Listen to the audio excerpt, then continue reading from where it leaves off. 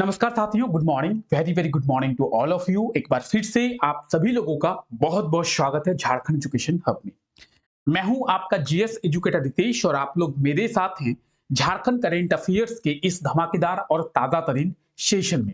अगर बात करेंगे इस सेशन की तो आप सभी को पता होगा कि इस सेशन में हम लोग झारखंड के इंपॉर्टेंट करेंट अफेयर्स के बारे में डिस्कस करते हैं और इस सेशन के जरिए झारखंड में क्या कुछ हो रहा है, झारखंड में क्या कुछ चल रहा है, झारखंड सरकार कौन कौन से योजनाएं बना रही है, झारखंड सरकार के द्वारा झारखंड का डेवलपमेंट किस प्रकार से किया जा रहा है, उन सभी चीजों के बारे में डिस्कस करते हैं और प्रॉपर झारखंड के बारे में समझने का प्रयास करते हैं।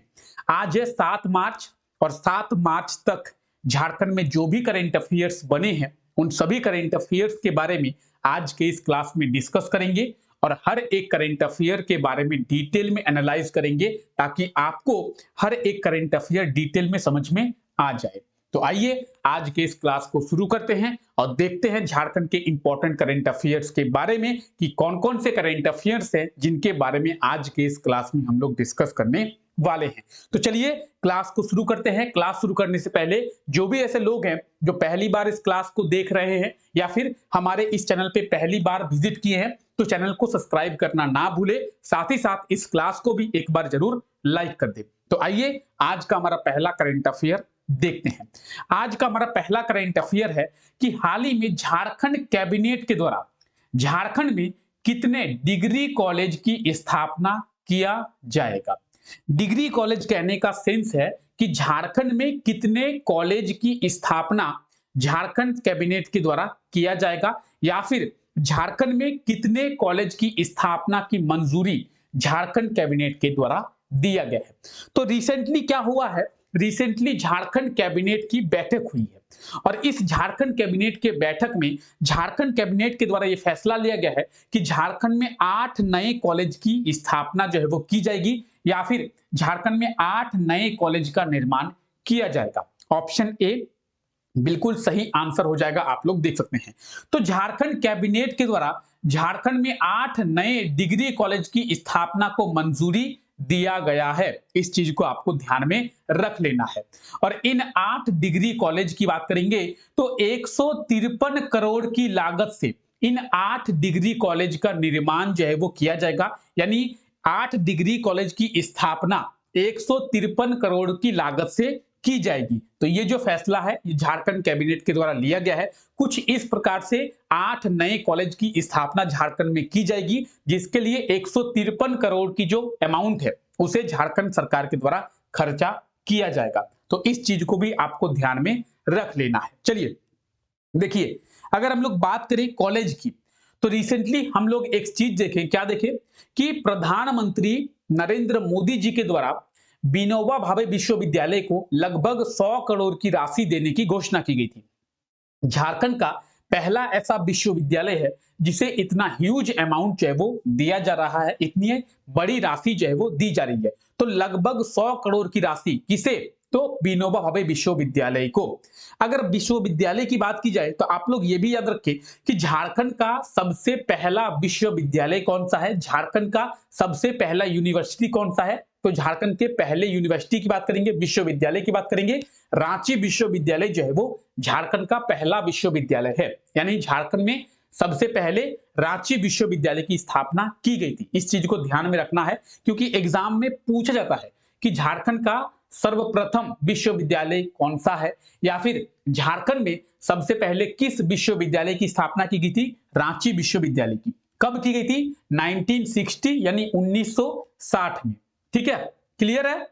आई होप सो पहला करंट अफेयर आप लोगों को क्लियर हो गया होगा। आइए आगे बढ़ते हैं।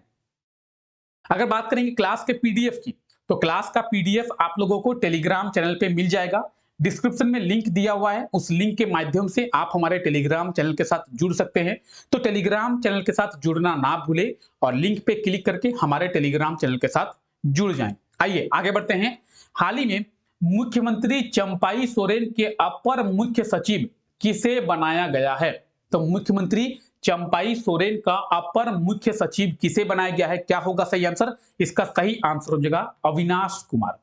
अविनाश कुमार को मुख्यमंत्री चंपाई सोरेन का अपर मुख्य सचिव जो है वो बनाया गया है। अब आपके मन में एक क्वेश्चन आना चाहिए, क्या क्वेश्चन आना चाहिए कि सर अगर अविनाश कुमार को मुख्यमंत्री चंपाई सोरेन का अपर मुख्य सचिव अभी बनाया गया है, तो इसके पहले अभी तक मुख्यमंत्री चंपाई सोरेन के मुख्य सचिव कौन थे? विनय चौबे। ये आप ऑप्शन ए में जो देख रहे हैं विनय चौबे, विनय चौबे अब तक चंपाई सोरेन के मुख्य सचिव थे और विनय चौबे को हटाकर अविनाश कुमार को मुख्यमंत्री चंपाई सोरेन का मुख्य सचिव जो है वो बनाया गया है। तो option B is the right answer of this question. तो ऑप्शन बी इसका बिल्कुल सही आंसर हो जाएगा।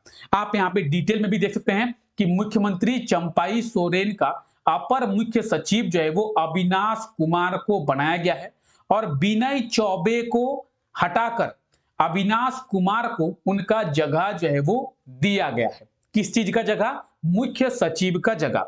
अविनाश कुमार की बात करेंगे तो ये जो व्यक्ति आप देख रहे हैं ये है अविनाश कुमार और यही जो है झारखंड के मुख्यमंत्री के अपर मुख्य सचिव बनाए गए हैं। ठीक है, तो इस चीज को आप लोग याद रखें। ठीक है, यानी बात करेंगे अपर मुख्य सचिव की। सीएम के सेक्रेटरी किसे बनाया गया है? तो सीएम के सेक्रेटरी बनाया गया है अविनाश कुमार को। ठीक है, चलिए आइए आगे बढ़ते हैं। हाल ही में किसके द्वारा सर्वजन पेंशन योजना सम्मान समारोह को शुरू किया गया है? तो सर्वजन पेंशन योजना सम्मान समारोह को शुरू किया गया है मुख्यमंत्री चंपाई सोरेन के द्वारा। ठीक है, अब क्या है ये सर्वजन पेंशन योजना? देखिए, आप लोगों को कुछ दिन पहले बताई गई थी कि झारखंड सरकार के द्वारा एक फैसला लिया गया है। क्या फैसला लिया गया है? सॉरी, देखिए झारखंड में अब तक 60 वर्ष के लोगों को, 60 वर्ष से ज्यादा जो महिलाएं हैं उनको वृद्धा पेंशन दिया जाता था। 60 वर्ष से ज्यादा उम्र के महिलाओं को वृद्धा पेंशन दिया जाता है और ये जो उम्र समय सीमा है ये झारखंड सरकार के द्वारा घटाकर 50 वर्ष किया गया। यानी झारखंड की कोई भी महिला जिनका उम्र 50 वर्ष से अधिक है उन्हें झारखंड सरकार के द्वारा 1000 की मासिक पेंशन राशि दी जाएगी। ये बात आप लोगों को इसके पहले भी बताया गया था कि झारखंड सरकार के द्वारा ये फैसला लिया गया है कि 50 वर्ष से ज्यादा उम्र के सभी महिलाओं को 1000 की मासिक पेंशन राशि झारखंड सरकार देगी, जिसे वृद्धा पेंशन के नाम से जाना जाएगा। ठीक है, अब आप बोलेंगे सर केवल महिलाओं को दिया जाएगा? नहीं, पुरुषों को भी दिया जाएगा, लेकिन पुरुषों में कुछ टर्म एंड कंडीशन रखा गया है। सबसे पहले महिलाओं की बात करेंगे तो महिलाओं में सभी महिलाओं को, चाहे वो एसटी की महिला हो, चाहे वो एससी की महिला हो, चाहे वो ओबीसी की महिला हो या फिर चाहे वो जनरल की महिला हो, महिलाओं में कोई भेदभाव नहीं किया गया है। लेकिन अगर पुरुषों की बात करें तो पुरुषों में एसटी और एससी को केवल, ठीक है, ओबीसी और जनरल को नहीं। तो वैसे पुरुष जो एससी और एसटी कैटेगरी के हैं और उनकी उम्र 50 वर्ष से अधिक हैं तो उन्हें 1000 की मासिक पेंशन राशि का लाभ जो है झारखंड सरकार के द्वारा दिया जाएगा। ठीक है, महिलाओं में सभी महिलाओं को और पुरुषों में केवल एसटी और एससी यानी अनुसूचित जाति के पुरुषों को और अनुसूचित जनजाति के पुरुषों को ही इसका लाभ मिलेगा। और एज क्राइटेरिया क्या रखा गया है? 50 साल। ठीक है, याद रखें, यहां पे आपको सभी डिटेल्स दी हुई है कि मुख्यमंत्री चंपाई सोरेन के द्वारा सर्वजन पेंशन योजना की शुरुआत की गई है। इसके लिए 1,58,000 और 600 लोगों को इसका लाभ झारखंड सरकार के द्वारा दिया जाएगा, जिसमें 60 वर्ष की उम्र सीमा को घटाकर 50 वर्ष जो है वो किया गया है। तो पेंशन को याद रखें, सर्वजन पेंशन योजना के तहत 1000 की मासिक पेंशन राशि सभी महिलाओं को और अनुसूचित जाति और अनुसूचित जनजाति के पुरुषों को दिया जाएगा। ठीक है, आइए आगे बात करते हैं। हाल ही में मुख्यमंत्री चंपाई सोरेन का ओएसडी किसे नियुक्त किया गया है? ओएसडी का मतलब क्या है? ओएसडी का मतलब है officer of special duty. OSD का मतलब क्या है? Officer of special duty. तो मुख्यमंत्री चंपाई सोरेन के स्पेशल ड्यूटी ऑफिसर किसे नियुक्त किया गया है? तो हाल ही में रवि कुमार को। ऑप्शन डी इसका बिल्कुल सही आंसर, याद रखें, बहुत इंपॉर्टेंट है। याद रखें, जो भी चीजें आपको बताई जा रही है बहुत इंपॉर्टेंट है, तभी बताई जा रही है। मुख्यमंत्री चंपाई सोरेन के ओएसडी यानी officer of special duty, officer of special duty के रूप में रवि कुमार को नियुक्त किया गया है। तो ऑप्शन डी इसका बिल्कुल सही आंसर हो जाएगा। सेम चीजें आपको यहां पे रिटन फॉर्मेट में मिल जाएगी। रवि कुमार की बात करेंगे, यह है रवि कुमार, और इन्हें जो है मुख्यमंत्री चंपाई सोरेन का ओएसडी यानी ऑफिसर ऑफ स्पेशल ड्यूटी जो है वो नियुक्त किया गया है। दो लोगों को याद रखें, पहला अविनाश कुमार जिन्हें अपर मुख्य सचिव बनाया गया है मुख्यमंत्री चंपाई सोरेन का, और दूसरा रवि कुमार, इन्हें जो है ओएसडी बनाया गया है चंपाई सोरेन जी का। दोनों को आप लोग याद रखेंगे, ठीक है। आइए आगे बात करते हैं। मूडीज, मूडीज के बारे में आप लोग जानते होंगे, एक रेटिंग एजेंसी है। तो मूडीज के द्वारा क्या हुआ है, मूडीज के द्वारा 2023-24 में भारत की जो आर्थिक वृद्धि दर है उसे कितने % रहने का अनुमान लगाया गया है। तो मूडीज की अगर बात करें, मूडीज एक रेटिंग एजेंसी है, आपको पता होगा। मूडीज के द्वारा 2023-24 जो कि अभी चल रहा है, इसमें भारत की जो आर्थिक वृद्धि दर है वो 6.8% रहने का अनुमान लगाया गया है। अब आप लोग बोलेंगे सर ये तो झारखंड का करंट अफेयर नहीं है। ये झारखंड का करंट अफेयर है। कैसे? झारखंड भारत का ही एक हिस्सा है। दूसरी बात, अगर आप जेपीएससी की तैयारी कर रहे हैं या फिर आप जेएसएससी की तैयारी कर रहे हैं तो वहां पे ना केवल झारखंड के करंट अफेयर्स बल्कि नेशनल और इंटरनेशनल करंट अफेयर्स भी आप लोगों से पूछा जाने वाला है। तो आपको सभी चीजें जो है वो पढ़ना है। मूडीज की बात करेंगे, मूडीज के द्वारा सबसे पहले 6.1% रहने का अनुमान लगाया गया था, और 6.1% रहने के बाद मूडीज के द्वारा ये फैसला लिया गया है कि अब जो है भारत का जो विकास दर है यानी भारत की जो इकोनॉमिकल ग्रोथ है वो कितने % रहेगा। भारत की इकोनॉमिकल ग्रोथ जो है वो 6.8% रहने का अनुमान लगाया गया है। किसके द्वारा? तो मूडीज के द्वारा, ठीक है। तो आई होप तो आपको ये समझ में आ गया होगा कि मूडीज के द्वारा जो इकोनॉमिकल ग्रोथ है वो 6.8% रहने का अनुमान लगाया गया है।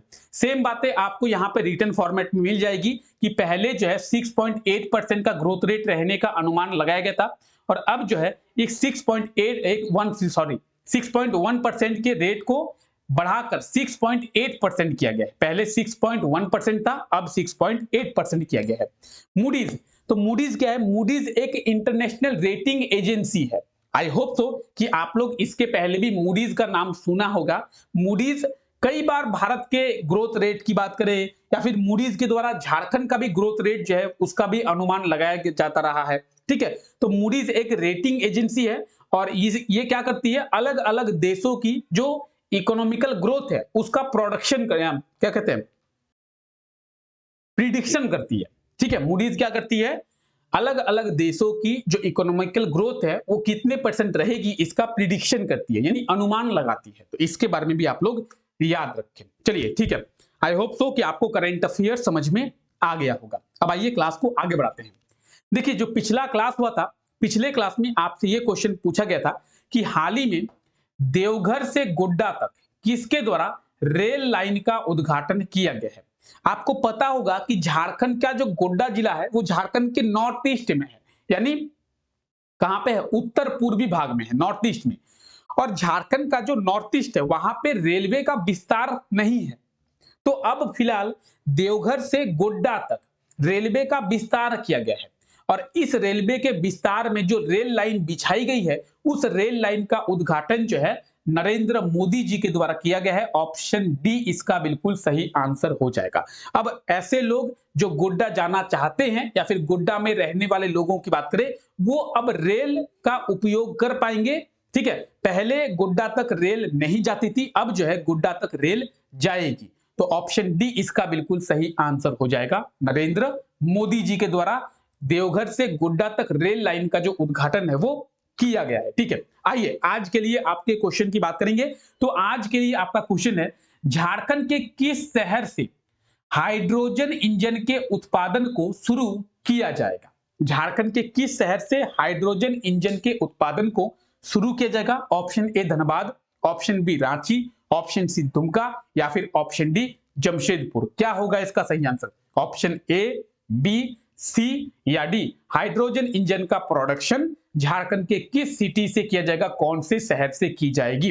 तो जल्दी से आप लोग सही कमेंट करके बताएंगे कि इन चारों ऑप्शन में से सही ऑप्शन जो है वो कौन सा होने वाला है। ठीक है, अगर आपने पिछला क्लास देखा होगा तो आपको इसका सही आंसर मालूम होगा। चलिए, आई होप सो कि आपको सभी करंट अफेयर समझ में आ गए होंगे, और अगर आपको सभी करंट अफेयर समझ में आ गए हैं तो क्लास को लाइक करना ना भूले, और चैनल पे अगर पहली बार विजिट किए हैं तो चैनल को भी सब्सक्राइब करना ना भूले। फिलहाल आज के लिए क्लास को यहीं तक रखते हैं। आप सभी लोगों का बहुत बहुत शुक्रिया इस क्लास का हिस्सा बनने के लिए। मिलते हैं आप लोगों से नेक्स्ट क्लास में, तब तक के लिए thank you, take care, bye bye.